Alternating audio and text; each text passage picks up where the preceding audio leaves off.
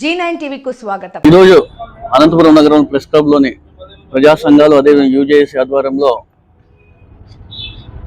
Iran పైన జరుగుతున్న యుద్ధం పైన ఏ విధంగా అయితే యుఎస్ ఇజ్రాయెల్ ఏ విధంగా ఆధిపత్యం కోసం ఈరోజు యుద్ధం చేస్తున్న విషయాన్ని ఖండిస్తూ ఈరోజు రౌండ్ టేబుల్ సమావేశం ఏర్పాటు చేయడం జరిగింది.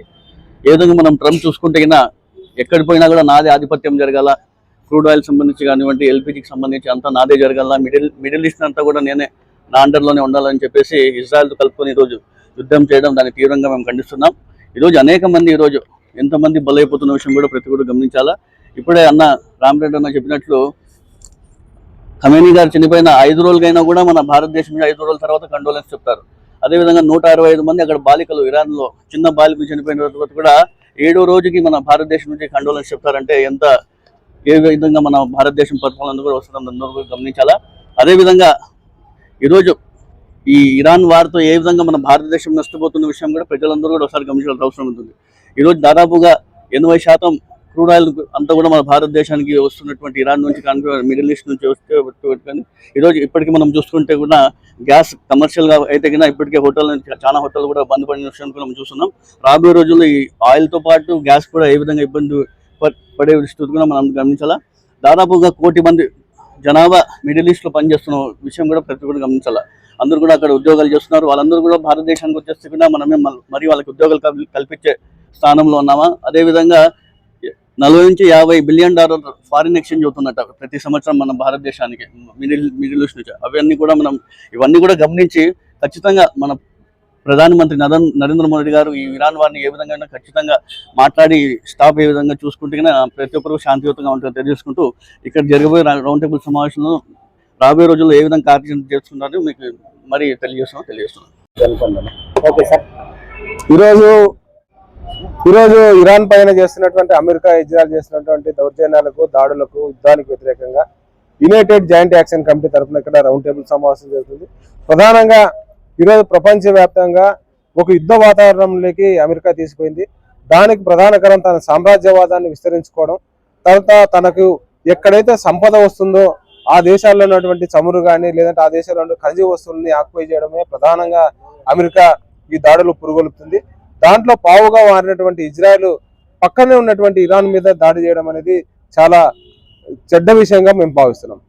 తర్వాత అదేవిధంగా మొన్న నెల రోజుల కిందట పక్కనే ఉన్నటువంటి వెనుజులా దేశంలో ఉన్నటువంటి ఆ దేశ అధ్యక్షుని భార్యని అమెరికా అపహరించబోయి అమెరికాలో పెట్టడం, ఇంత జరుగుతున్న ఇరాన్లో ఉన్నటువంటి సుప్రీం లీడర్ ఖమేనీ మరణం తర్వాత కూడా మన దేశాన్ని పరిపాలిస్తున్నటువంటి నరేంద్ర మోడీ కించిత్ మాట కూడా ఏ మాత్రం కూడా విమర్శించకపోవడం అనేది చాలా ఆశ్చర్యకరం.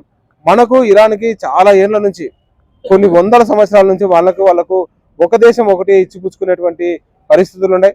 మనం ఇప్పటిదాకా ముస్లిం దేశాలతో సఖ్యతగా ఉన్నాం.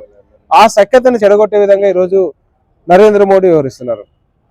ఇది భారతదేశానికి మంచిది కాదు. ఈరోజు భారతదేశంలో ఈరోజు చెప్తున్నాడు నరేంద్ర మోడీ, నేను 10 రూపాయలు పెట్రోల్ గ్యాస్ మీద డీజిల్ మీద తగ్గించిన అని చెప్పి. అది ఎవరికి ఉపయోగము? పెట్రోల్ కంపెనీలకు, పెట్రోల్ తయారు చేస్తున్నటువంటి కంపెనీలకు, లేదంటే పెట్రోల్ని సరఫరా చేస్తున్నటువంటి ఆదాని అంబానీలకు ఉపయోగం తప్ప సామాన్యమైన జనానికి 1 రూపాయి కూడా దీని నుంచి లాభం లేదు. ప్రధానంగా రేపు ఎన్నికలు ఏప్రిల్ 23 తర్వాత 5 రాష్ట్రాలు ఎన్నికలు అయిపోయిన తర్వాత భారతదేశంలో ధరలు ఈ విధంగా ఉండవు. విపరీతమైనటువంటి ధరలు పెరుగుదల కనపడుతుంది. అందుకే మేము ప్రధానమంత్రి నరేంద్ర మోడీ గారిని కడుతున్నాం, మీరు ఇప్పటికైనా మధ్యవర్తంతో వహించి ఇరాన్కి, ఇజ్రాయెల్కి, అమెరికాకి మధ్య యుద్ధము లేకోకుండా శాంతియుతమైనటువంటి చర్చలు జరపాల్సిందిగా భారతదేశ ప్రధాని చాలా పెద్ద చెప్పుకుంటున్నాడు. నా ఛాతి చాలా 56 ఇంచులని, లేదంటే భారతదేశం మొత్తం నేను చెప్పు చేతుల్లో పెట్టుకున్నాను, లేదా ప్రపంచవ్యాప్తంగా నేను విశ్వగురునని చెప్పుకున్నటువంటి నరేంద్ర మోడీ ఇప్పటికైనా తన పలుకుబడిని ఉపయోగించి ఆ యుద్ధాన్ని ఆపి మనలాంటి భారతదేశం మీద యుద్ధ ప్రభావం పడకుండా కాపాడుతారని ఆశిస్తున్నాం.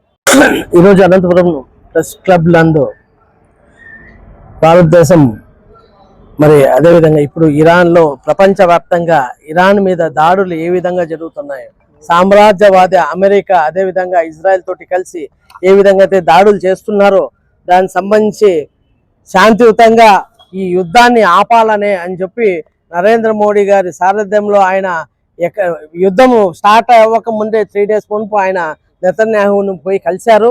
మరి ఈయనకి భారతదేశం అనేది సామాన్యమైన దేశం కాదు, 145 కోట్ల జనాభా ఉండే దేశము. ఈ ప్రాతినిధ్యం వహిస్తే ఇప్పుడు ఒక నిమిషం వాళ్ళు సీరియస్ గా తీసుకుంటే నరేంద్ర మోడీ గారు ఖచ్చితంగా వీటిని మధ్యవర్తిత్వం వహించి ఆపగలుగుతారు. మరి దీని ప్రభావం ఏ విధంగా పడుతుంది భారతదేశంలో, ఎంత ఎంత రాబోయే కాలంలో మనకి అంత టెక్నాలజికల్ గా ఇంకోటి ఏవో ఒక వర్గాలు మాత్రమే పైకి ఎదిగినారు, కానీ చాలా మంది దారిద్రక BPL కింద ఉన్నారు, బిలో పావర్టీ లైన్ కింద. దీని ప్రభావం పడకూడదు దయచేసి. మరి ఈ విధంగా ఇప్పుడు మళ్ళా ఏదో ఆన్ గ్రౌండ్ వార్ అనేది స్టార్ట్ చేస్తున్నారు అమెరికా వాళ్ళని చెప్తున్నారు. మరి అదే విధంగా జరిగితే వీళ్ళు ఇరాన్ వాళ్ళు ఒక హెచ్చరిక చేస్తున్నారు, బుర్జ్ ఖలీఫాని ఆక్యుపై చేసేస్తాం, దుబాయ్ మిడిల్ ఈస్ట్ కంట్రీస్ ని అన్ని ఆక్యుపై చేస్తామని చెప్పన్నారు. మరి ఇదే జరిగితే ఇప్పుడు అనంతపురంలో కానీ మీరు చూసుకోండి, ఇప్పుడు LPG గ్యాస్ అయితే మీ బ్లాక్ లో ఎంత అమ్ముతున్నారు, 6,000 7,000 ఈ విధంగా. దయచేసి మనమైతే దీని ప్రభావం చాలా ఎక్కువ ఉంటది. నరేంద్ర మోడీ గారిని, కేంద్ర ప్రభుత్వాన్ని మేము ఒకటే రిక్వెస్ట్ చేస్తున్నాం, యాజ్ ఎర్లీ యాజ్ పాసిబుల్ మీరు ఇనిషియేటివ్ తీసుకొని ఈ మధ్యవర్తిత్వం వహించి మూడో ప్రపంచ యుద్ధం రాకున్నట్లు ఆపాలని చెప్పి మీకు ఒక విన్నపం చేస్తున్నాం.